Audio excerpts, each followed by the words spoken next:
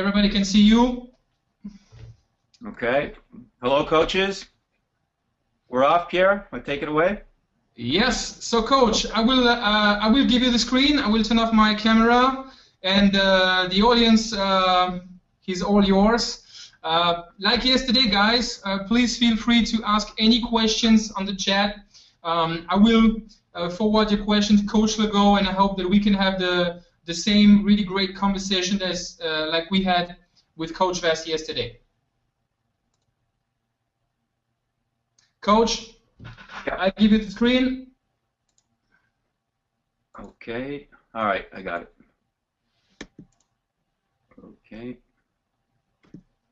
Okay, great. We can see your PowerPoint in your camera. Perfect. Perfect. Okay. Well, thank you, Pierre, for the introduction, and good evening, coaches. I'm really glad to be here tonight with you to share some thoughts about football. I'll take my time. I'll try to be as explicit and detailed as possible. I always preface clinic talks by saying I think the most important thing is to try to get 1 or 2 or 3 ideas that you can apply to your own situation. That's the most important thing. And so I'll be addressing essentially practice planning, but also some elements of coaching in general. The first slide here is just a little bit of my experience. Now, I'm not showing that to say this is what I did, blah, blah, blah. No, it's not at all that. But what's not up there is that when I started coaching, I was coaching kids, 10 and 11 years old, 12 and 13 years old, 14 and 15 years old. So I've seen a fair amount of football at different levels, and not always at the college level or at the national team level. And I came over to Europe as early as 1990, so things have evolved quite a bit since then. So it's important, I think, to understand that I've been there with you guys in terms of having to practice on fields that were not football fields, that weren't lined, baseball fields in the suburbs of Montreal, all kinds of things like that. So we'll have a look at some of those factors that you have to deal with at each and every practice. Oops. Okay. So let's start with just a few thoughts on coaching on the one hand, and learning on the other hand. Coaching, you must have heard, Son coupé. A big part of it can be equated to teaching. Because that essentially is what a coach does when he's with his athletes, is teaching them to be football players. And so here are a couple of thoughts. The first thing is, and I put the U in capital letters, when you're going to coaching clinics, and many of you, most of you were listening to Coach Vass's talk last night, you're the person that must establish the framework within which you're going to apply your learning.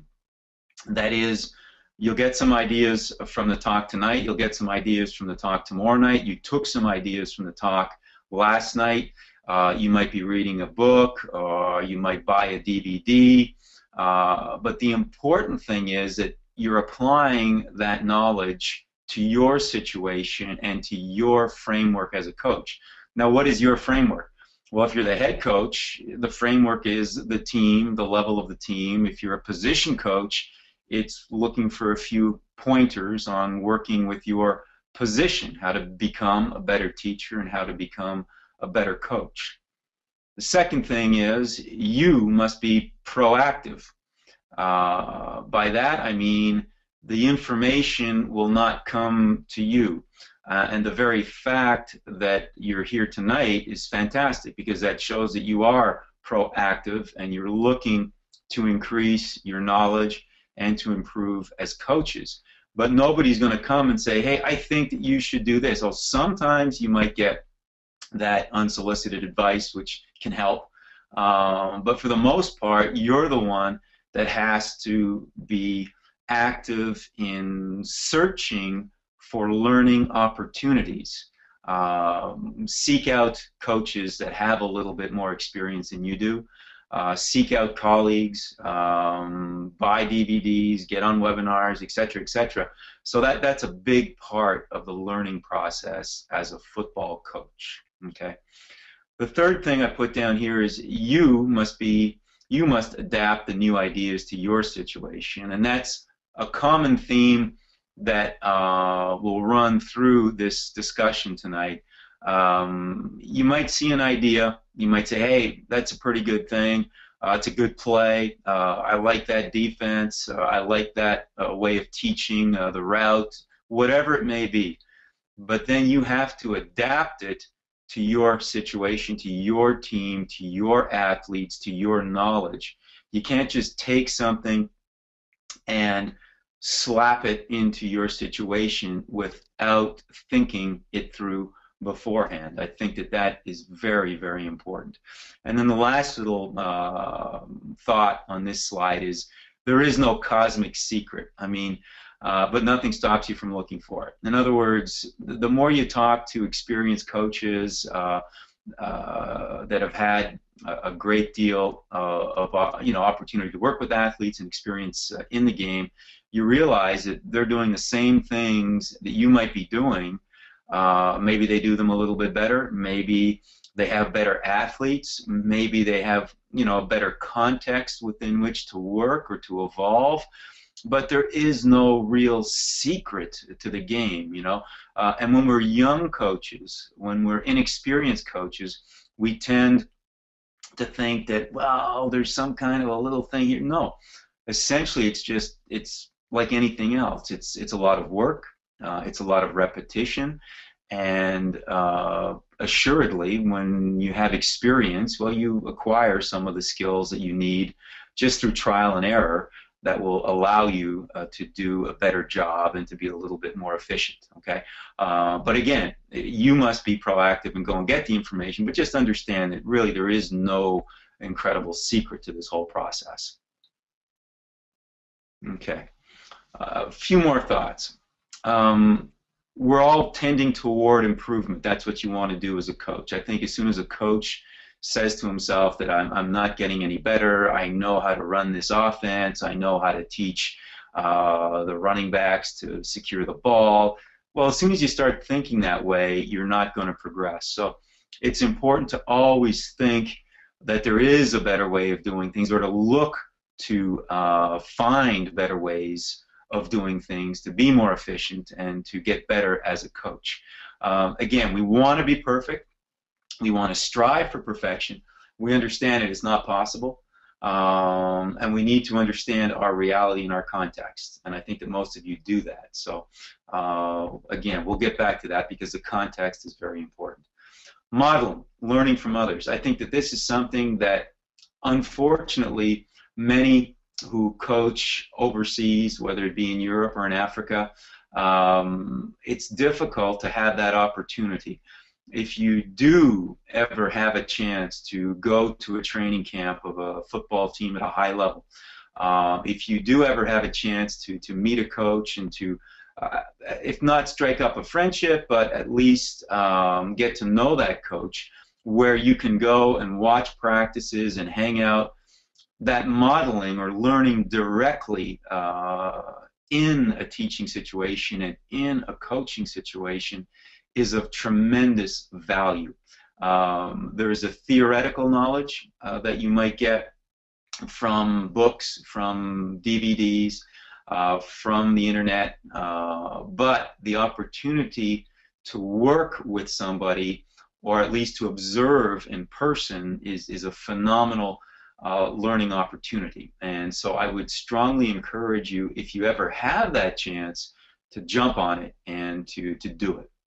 The next one, cut and paste, and I put a question mark because I just alluded to that a little bit earlier in a previous slide. You get an idea and you want to implement it, whether it's a systems idea, whether it's a teaching idea, and I call that kind of the cut and paste syndrome, in the sense that you take something and you just kind of cut it and you paste it into what you're doing, and it can work, okay, but it's something that you have to, again, always think about, is that adapted to my system and to my context? Can I teach that? Do I have enough knowledge of this system or this new play to effectively teach it or not? And if I do, the second question might be, well, do my athletes, do my players at this point in time have enough experience, ability to be able to run it the way it needs to be run? So I would caution you about, you know, cutting and pasting ideas, but it is related to tending toward improvement, because when we see things, we like to, you know, borrow ideas, and that's good. Again, just think about the context. And I can think of myself as a young coach. I grew up in Montreal, and I remember the first time they had a chance to see a Division 1A practice. It was at Penn State, and it was just phenomenal. I didn't think that almost 100 athletes could be on one field, and there would be so much movement and coordination and hustle, and the number of coaches, and it was just a great experience. Now, I couldn't take that and go back to the team I was coaching and say, we're going to do that, because we didn't have 13 coaches. We didn't have 10 managers. We didn't have the equipment that they had. But I could say that we could tend toward that. We've got to have faster paced practices. We've got to demand more hustle. We've got to be more organized as coaches. So even though you understand that we can't do that, we can't just copy that and paste it, we can tend towards that. And I think that is a very, very important thing.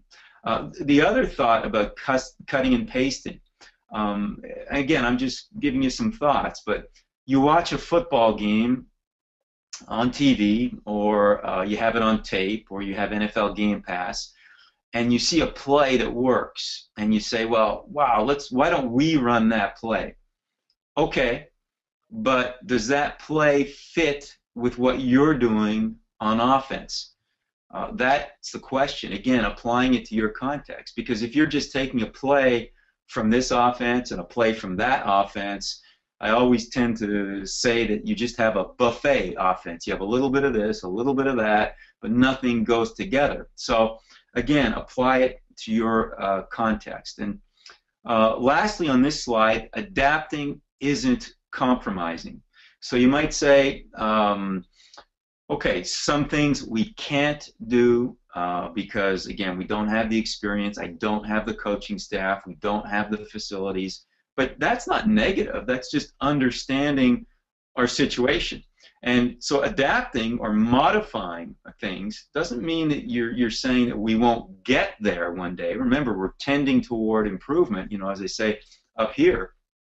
But we can still be realistic without being negative and without being pessimistic about our situation. So we can strive to improve, but we have to be, again, realistic.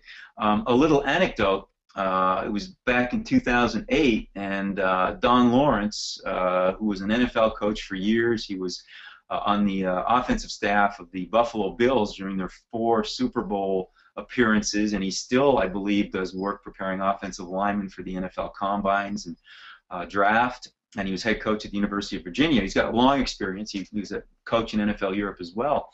And I had the opportunity to go visit with him for a day at the end of the season, because I was coaching in France with Thonon. And at the very beginning of the day, he looked at me, we were talking about things, and he goes, you know, Larry, it took me 6 weeks to understand French football. And he was being serious. He was being very serious. So here's a guy that had tons of professional experience, recognized as one of the top offensive line coaches in the world, and he's saying it took him 6 weeks to understand French football. What he meant was understanding the nuances of the game as it's played here and now. It's not up to the game to adapt to him. It's up to him to adapt to the game. And I thought that was a remarkably mature and professional way of approaching things, because how many coaches